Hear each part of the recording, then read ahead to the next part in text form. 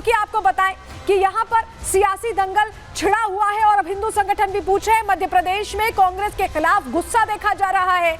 दिग्विजय सिंह और कांग्रेस का जमकर विरोध हो रहा है। भोपाल और रतलाम में दिग्विजय के पोस्टर लगे हैं, हमने आपको तस्वीर भी दिखाई, और दिग्विजय के पोस्टर पर गद्दार का स्टैंप लगाया गया है।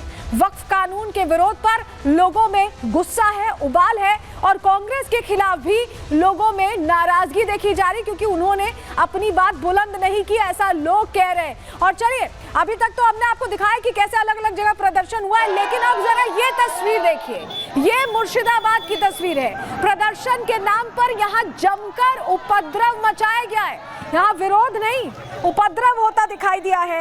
ये पश्चिम बंगाल की तस्वीर आपको दिखा रहे हैं, और बहुत सी तस्वीरें पश्चिम बंगाल से आई हैं जो आपके लिए देखना जरूरी है, क्योंकि आगे हम आपको बताएंगे कि पश्चिम बंगाल में ऐसे हालात क्यों बन गए। जरा अगली तस्वीर देखिए, अगली तस्वीर दीजिए।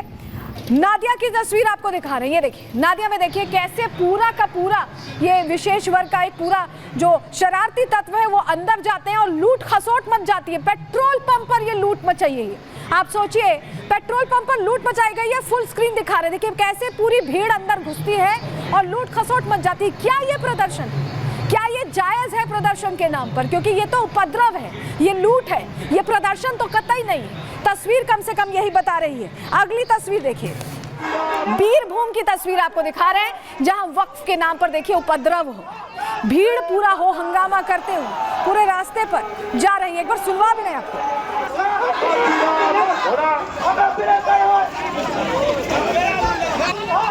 अगली तस्वीर दिखाते हैं, अगली तस्वीर देखिए, दुर्गापुर की है, दुर्गापुर की ये तस्वीर है। यहाँ पर भी वक्फ के नाम पर हिंसक प्रदर्शन हुआ है। यहाँ पर भी जमकर बवाल होता दिखाई दिया है, बहुत ज्यादा बवाल होता दिखाई दिया। किस तरह के हालात बने ये तस्वीर आप देख रहे हैं। लेकिन बंगाल में ऐसे हालात क्यों बन रहे हैं, क्यों ये तस्वीरें देखिए? प्रदर्शन तो और जगह भी हो रहा है, क्योंकि नेताओं की बातों में, सियासतदानों की बातों में मुसलमान आ रहे हैं, लेकिन वो प्रदर्शन कहीं हिंसक नहीं हो रहा, बंगाल में हिंसक हो रहा है। वजह क्या है इसके पीछे? चलिए जानकारी जल्दी से आपको दे देते हैं, आपको बताते हैं, क्योंकि आपके लिए जानना जरूरी है कि ऐसी स्थिति क्यों बनी है। तस्वीर देखिए आप, यहाँ पर प्रदर्शनों का दौर तो चल रहा है, लेकिन अलग अलग जगहों पर हिंसा की तस्वीरें आई, कहीं लूट हो जा रही है, कहीं आग लगा दी जा रही है। इस तरह के हालात बन रहे हैं। आखिर बंगाल में हो क्या रहा है? पुलिस क्यों तमाशबीन बनी हुई है? क्योंकि प्रदर्शन तो लखनऊ में भी हुए, सवाल तो भोपाल से भी उठाए गए, वहां के भी मुस्लिम समाज ने सवाल उठाए, लेकिन हिंसक प्रदर्शन कहीं नहीं हुआ। सिर्फ यहाँ हिंसक प्रदर्शन हुआ है। मुर्शिदाबाद की तस्वीर देख लीजिए, 2 से 3 दिन हो गए, लेकिन मुर्शिदाबाद जलता दिखाई दे रहा है। ये तस्वीर आपको इसलिए दिखा रहे हैं क्योंकि आपके लिए समझना जरूरी है कि बंगाल की स्थिति ऐसी बन गई है, और अलग अलग जगहों पर ये जो प्रदर्शन के नाम पर उपद्रव हो रहा है, ये शक्ति प्रदर्शन है, जहां आगजनी कर दी जा रही है। ये देखिए, और पुलिस सब देख रही होती है, बंगाल में पुलिस सब देख रही है, कुछ कंट्रोल नहीं कर रही है। जब बिल्कुल स्थिति खराब हो जाती है तब कंट्रोल करने की कोशिश होती है।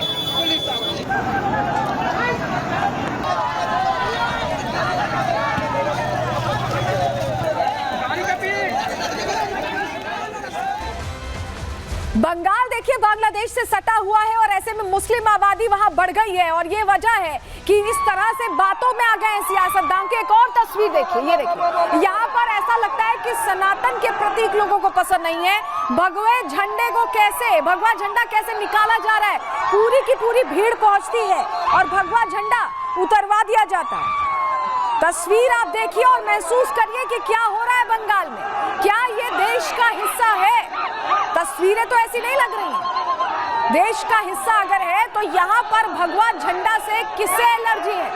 सारे सवालों का जवाब आपको ये तस्वीरें देने वाली है, क्योंकि आपको भीड़ में दिखाई दे रहे हैं वो तमाम लोग, और पुलिस भी दिखाई दे रही है। ये ममता बनर्जी की पुलिस है जो सब कुछ देख रही है, सब कुछ देख रही है, लेकिन रोक नहीं रही है। तस्वीर ये अपने आप में बहुत बढ़िया आपको दिखा रहे हैं। ये देखिए भगवा झंडा कैसे उतारा जा रहा है, और सिर्फ यहीं तक नहीं सीमित था। भगवा झंडा उतारने के बाद फिलिस्तीनी झंडा, ये देखिए फिलिस्तीनी झंडा लहराया गया। ये हालात है। तो आप सोचिए कि भगवा झंडा उतार रहे हैं, फिलिस्तीनी झंडा लहरा रहे हैं, क्या ये फिलिस्तीन में रहते हैं या ये फिलिस्तीन का समर्थन करते हैं? इस तरह का प्रदर्शन क्यों? ये अपने आप में बहुत सारे सवाल खड़े करता है, बहुत सारे सवाल खड़े करता है कि आखिर ऐसा प्रदर्शन क्यों किया गया है। तो ये तस्वीर हमने आपको दिखाई और ये बंगाल ही है। आपको लग रहा होगा कि कोई और जगह है क्या ये, लेकिन ये बंगाल ही है और बंगाल में ऐसे हालात बन रहे हैं। लेकिन आखिर ये भगवा झंडा क्यों हटाया गया, बंगाल में हो क्या रहा है, जानकारी आपको दे देते हैं। कोलकाता में भगवा झंडा हटाने पर अब विवाद खड़ा हो गया। कोलकाता की तस्वीर थी, बस से उपद्रवियों ने झंडा उतार दिया, भगवा झंडा उतार दिया। बीजेपी ने वीडियो पोस्ट करके अब प्रश्न पूछे हैं। बस पर फिलिस्तीनी झंडा लहराते उपद्रवी दिखाई दिए। हिंदू संगठनों के कोलकाता में एफआईआर दर्ज करवाई गई है, अब शिकायत दर्ज कराई गई है। बीजेपी ने ममता सरकार पर यह हमला बोला है और प्रश्न पूछा है कि ममता के राज में कट्टरपंथी आखिर बेलगाम क्यों हो गए हैं। यह प्रश्न पूछा गया है। कहा गया कि बंगाल में हमारी संस्कृति के प्रति सम्मान गायब है, हमारी संस्कृति के प्रति सम्मान खत्म हो गया है। बीजेपी ये कह रही है। क्या कह रहे नेता, सुनिए उन्हें। देखिए, आस्था का प्रतीक में हाथ दिया, वो बीजेपी का फ्लैग नहीं था, वो जय श्री राम वाला फ्लैग था, वो हिंदू का फ्लैग था। पूरा विश्व के हिंदू के आस्था के ऊपर आघात कर दिया। कहाँ आघात किया? कलकत्ता, जहां भगवा लगा के स्वामी विवेकानंद ने 1893 में शिकागो में हमारे हिंदू समाज और देश को बहुत ऊंचा पर ले गया। स्वामी जी का बर्थ प्लेस में भगवा झंडा जिस तरीके से ड्राइवर को ऊपर रेडिकल ने प्रेशर करके खुलाया, माने दिन दहाड़े पुलिस का सामने, ये बहुत शर्म की बात है। एजिटेशन होगा।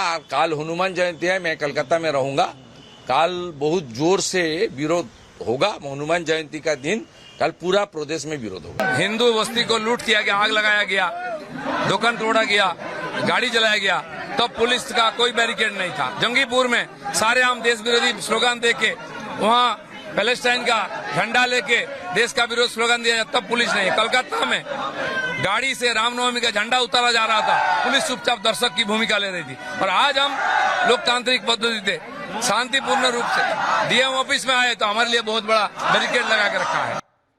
वक्त की इस खबर पर आपको और तस्वीरें दिखाएंगे, लेकिन पहले सीधे लिए चल रहे हैं आपको तमिलनाडु, जहां गृह मंत्री अमित शाह संबोधित करें। नया अध्यक्ष मिला है तमिलनाडु को, देखिए। 39 में से 30 लोकसभा सीट जनरल इलेक्शन में जीती थी। தமிழ்நாட்டில் ஒருமுறை 39 இடங்களில் 30 இடங்களை இந்த கூட்டணி வெற்றி பெற்றிருக்கிறது।